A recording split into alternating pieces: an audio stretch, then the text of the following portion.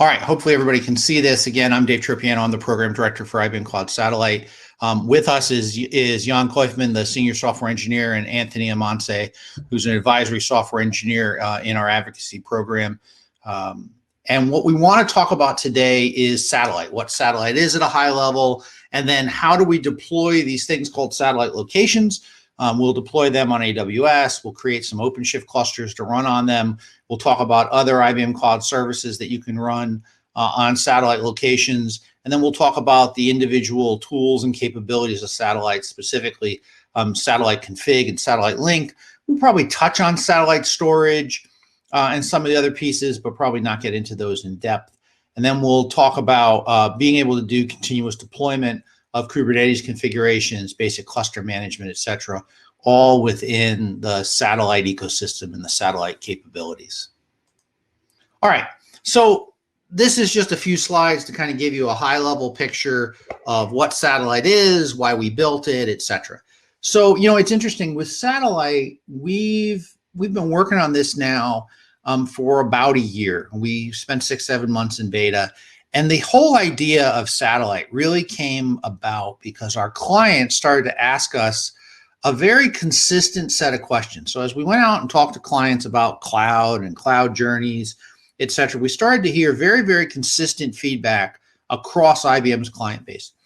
First, most of our clients had already started some form of cloud journey. It could be on AWS, it could be on Azure, perhaps they're using IBM Cloud, it could be on Google Cloud, et cetera. And almost universally, their feedback was they kind of liked their public cloud experience. You know, they noticed that their public cloud experience had a really nice model with respect to DevOps, with respect to deployment. They liked the fact that the public cloud vendor was doing the day 2 operations on all the infrastructure and the services that were being provisioned, et cetera. But what they also noted was that despite best intentions, not all their workloads would ever go onto public cloud. There were still going to be a significant number of workloads that stayed on-premise or in colo data centers or needed to be migrated to the edge. Not everything was going to be able to get to public cloud. What they also started to tell us is that, you know, as they look at kind of a hybrid cloud, multi-cloud, private cloud setup, they really were struck by the differences between these cloud configurations. You know, even if you're using exactly the same set of services, let's say you're using Kubernetes everywhere, you're using Kafka everywhere, et cetera, you're using Redis everywhere. Everything's slightly different. Everybody's management console is slightly different. Everybody's configuration is slightly different.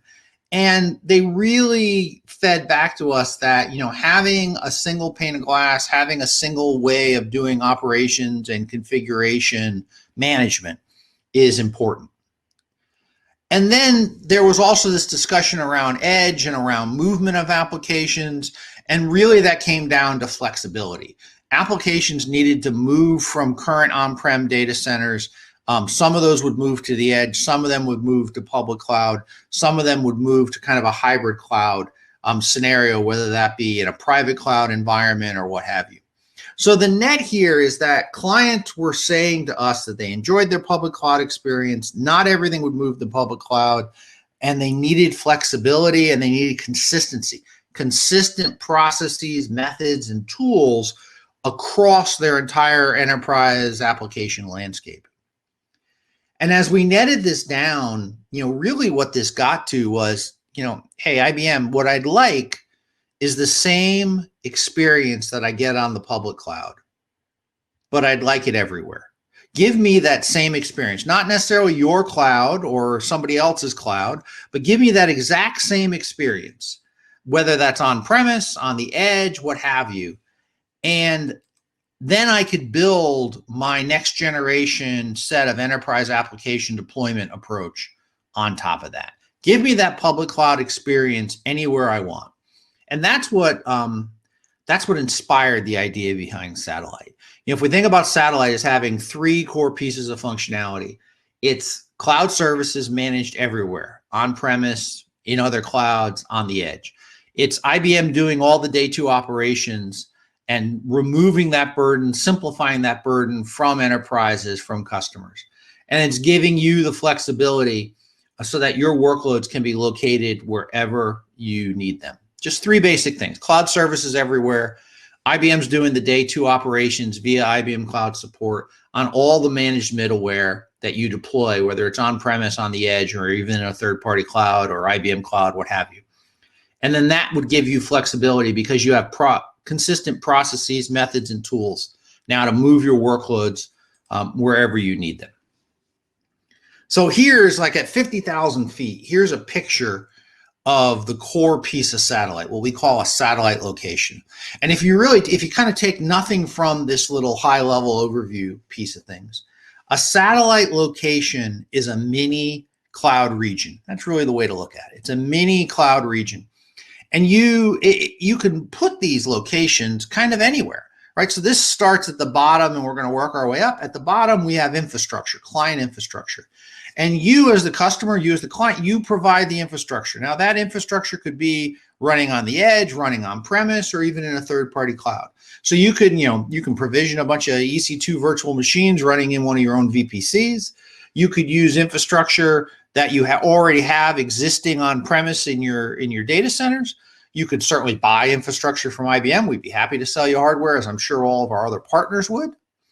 You could lease infrastructure from IBM through a new program we have called Satellite Infrastructure Services. That's more of an OpEx model to be able to pay monthly on a consumption basis on infrastructure. You can create these satellite locations and have your infrastructure running in a telco network data center, in a MEC, in a regional data center, a colo, or in an optimized edge device. Infrastructure can be coming from bare metal machines or just virtual machines. Could be KVM, could be VMware. The point here is that you as the customer, the client, provides the infrastructure. And there's a light set of requirements on this. The infrastructure has to be x86 based, needs to run the RHEL operating system, and that's about it. There's some memory and disk space requirements. But basically the core thing is that this is provided by you, x86, RHEL operating system, could come from VMware, could be bare metal, could run in a third-party cloud, etc. Once we have this infrastructure, then we lay down a thin piece of middleware that we call the satellite control plane. And Jan and team will kind of take you through that. Excuse me. Once we lay down that satellite control plane, that converts this infrastructure into a mini cloud region. And once we have a mini cloud region, now you can provision IBM Cloud Services, like our managed database service, like managed OpenShift, our Red Hat OpenShift Kubernetes service, Watson data and AI tools, continuous delivery, etc. You can provision our cloud services into that satellite location. And you can also run your own applications. You can use applications, containerized applications that are in the IBM Cloud Catalog, in the Red Hat Marketplace. All of our cloud packs are available, etc. So it starts with infrastructure that you provide. We lay down this thin control plane on top of it, this thin piece of middleware called the satellite control plane. That converts the infrastructure into a mini cloud region. And now there's no difference between a satellite location, effectively. There's no difference between a satellite location running in Dave's basement or Jan's garage than an IBM Cloud region in Frankfurt or London or Dallas. They're treated the same way from the cloud perspective. All the APIs, the CLIs, the UIs are all the same, just as if this were a full multi-zone region, availability zone, what have you.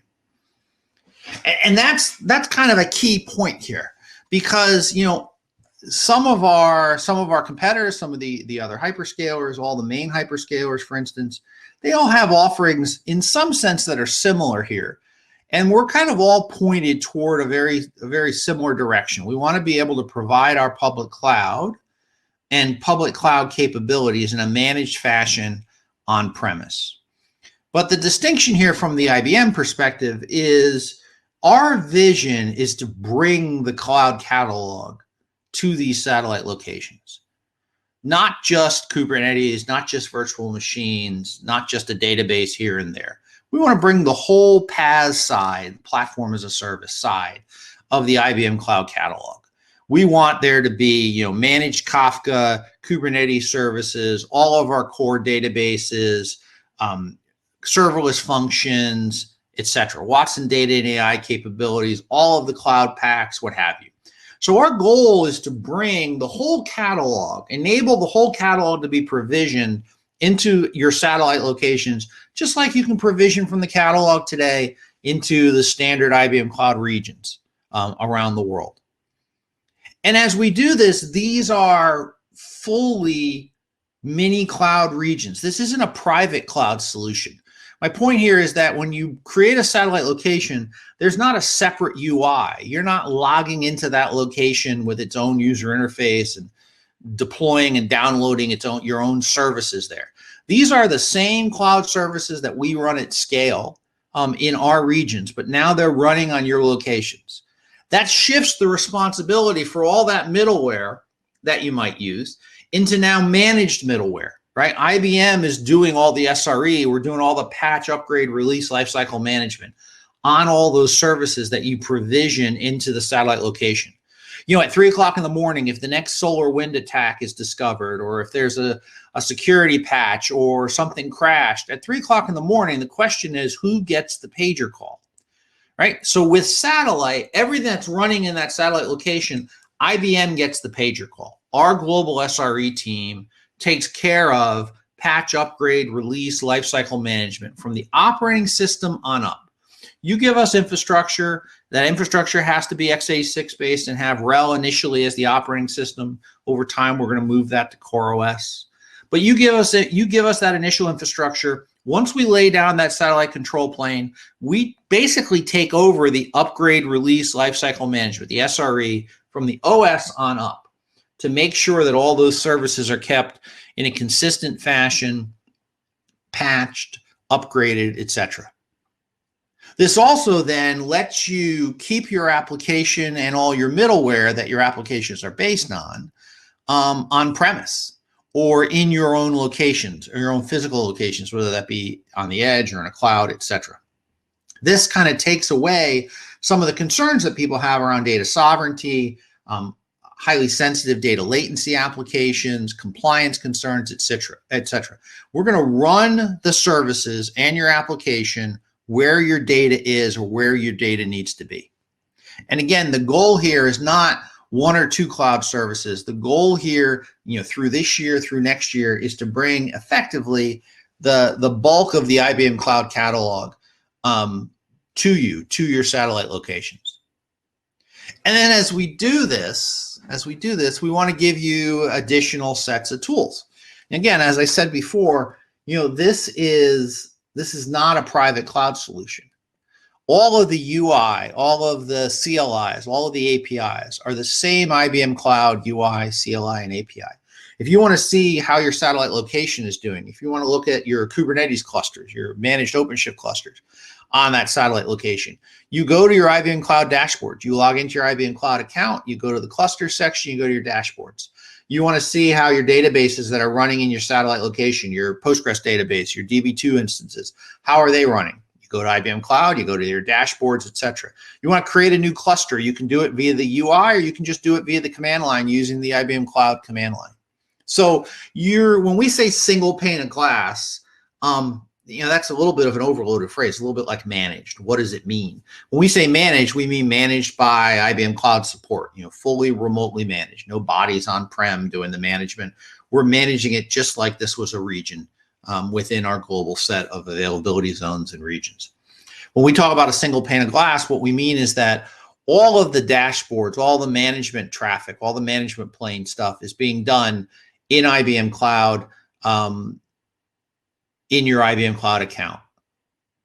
And that would include things like logging and monitoring, the ability to take all your logging and monitoring data, if you opt in, and being able to centralize that up to your IBM Cloud account into kind of a parent IBM Cloud region. We'll talk about that a little bit more in a minute. Now, in addition to that, you get a set of tools around creating an auditable inventory of things, and then a rule-based delivery mechanism. So what do I mean there? What I mean is that, via the normal resource pane, dashboard pane, and cloud, you can see everything that you have running in your cloud account, right? All your services that are deployed, where they're deployed to, et cetera. And in the satellite side, and you'll see this during the demo, you can break things down by location, by cluster, by service, et cetera. And you can see everything that you're running no matter where it lives. From an application perspective and a management perspective, we also give you some tools to deliver application workload, deliver container images, configuration changes, et cetera. And those tools are freely available to all IBM Cloud users now. We call this Satellite Config. So this set of tools is called Satellite Config. If you're familiar with Red Hat's Advanced Cluster Manager, ACM, or RACM, R-H-A-C-M, RACM they call it, I think a Satellite Config is kind of like a light version of the Red Hat Advanced Cluster Manager. You know, the nice thing about Satellite Config is it's free. It's available inside of IBM Cloud. It's free to all users. You can do basic cluster management, configuration management, continuous deployment. You can say, you know, I'm going from version 1 of this image to version 2, or version 1 of this kube configuration to version 2 of this kube configuration. And then everyone that subscribes to those changes, all those clusters automatically get updated. So you can use this for container images, you can use this for kube object configurations, YAMLs, etc. And it's like a light version of everything that's offered in the ACM tool from Red Hat. And that's separately licensed. It adds policy management and workflow and security controls, lots and lots of great functionality. But if you need like base functionality just to get started, or you don't need a large amount of oversight to that, you know, Satellite Config is available for you. It's built now into IBM Cloud, and it's there for you. So you get with Satellite, you know, a single pane of glass through your IBM Cloud console, through your IBM Cloud CLIs, UIs, and APIs.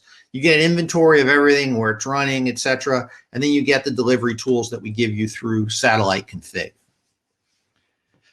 Now, a couple minutes ago, excuse me, I'm going to take a quick drink. A couple of minutes ago, I just talked about being able to aggregate up, send up your logging and monitoring data, running in that satellite location, sending it back up to IBM Cloud. Well, what's that all about? Let's talk about this. This is one of the other key pieces of Satellite, and we call it Satellite Link. Now, what Satellite Link is an application that basically creates a connection between your satellite location. Let's say it's running on premise. That's what this diagram is showing. Satellite location, and then a parent IBM Cloud region. Now, you might ask, like, why do I have to have a link? Why do I have to have a link between my satellite location and an IBM Cloud region? Well, the easiest reason for this is SRE. If IBM's taking over the day 2 operations of this satellite location from the operating system on up, if we're doing the day 2 operations, the IBM support engineers, our support system, our automation scripts, et cetera, we need to be able to get at that location. So for no other reason, we need to have Satellite Link, because, you know, as we push changes throughout the day for services, for patches, for releases, for upgrades, et cetera, we need to be able to push these changes the same way we push changes to Frankfurt, London, Dallas, Tokyo, Sydney, Toronto, and the rest of the IBM Cloud regions. We also need to be able to now push things to the locations. So that link exists primarily for management plane traffic. What I mean is like the SRE support traffic, us pushing changes in. Now, interestingly enough, Link itself is not a transport. So we're not, you know, Link is not a VPN. Link is not a transport itself. It sits on top of your secure transport, whether that be direct link from IBM, whether that be a VPN solution, that could just be HTTPS, et cetera. So it's kind of an application layer, a layer 7 way of defining the allowable ingress and egress into a location. That's really an easy way to think of Link. Sits on top of your secure transport and lets you control the traffic flow into and out of that location itself. And in fact, you'll see this during Jan's demo. With Link, it's not kind of one thing. It's actually a list of endpoints. So let's say you have a mainframe on premise. You have a satellite location on premise. You have a mainframe running, you know, somewhere in that data center, and you want to have your application be able to access the mainframe. Well, the best way to think about a satellite location is kind of like a closed networking environment. It's like a closed VPC. So you need to open up or define endpoints. So you have to define an endpoint to be able to talk to that mainframe, you know, or basically probably some IP address and REST endpoint. for talking to a SOA service or something, accessing that endpoint. You might have an S3 bucket in AWS. You might have an IBM Cloud service that you need to access. You'd have to define an endpoint for that. So using Link, you have full control over defining which endpoints to allow traffic into and out of that location. And then with each endpoint definition, and again, you'll see this in the demo, with each endpoint definition, now you get the ability to turn that on and off, right? So you can turn the traffic on and off, turn the allowance of that traffic on and off for that endpoint. And you can audit that. You can see all the traffic that is going over that endpoint. You're able to audit that. So with Link, we're giving you transparency. We're giving you auditing capability of all of the traffic, all the ingress and egress to that location itself. All right, at this point, I just want to kind of wrap this up a little bit before turning this over and say that, in summary, our idea with Satellite is that we want to be able to give you the ability to run managed cloud services everywhere, right? So it starts in IBM Cloud. You create a location, which is like a little database entry to start out in IBM Cloud. Then the real work goes where you provision some infrastructure, whether it's on-premise infrastructure that's running on the edge or infrastructure that's running in somebody else's public cloud. That infrastructure could be bare metal or virtual machines, but it's infrastructure. And you lay down the satellite control plane, and then from that converts that infrastructure into a mini IBM Cloud region.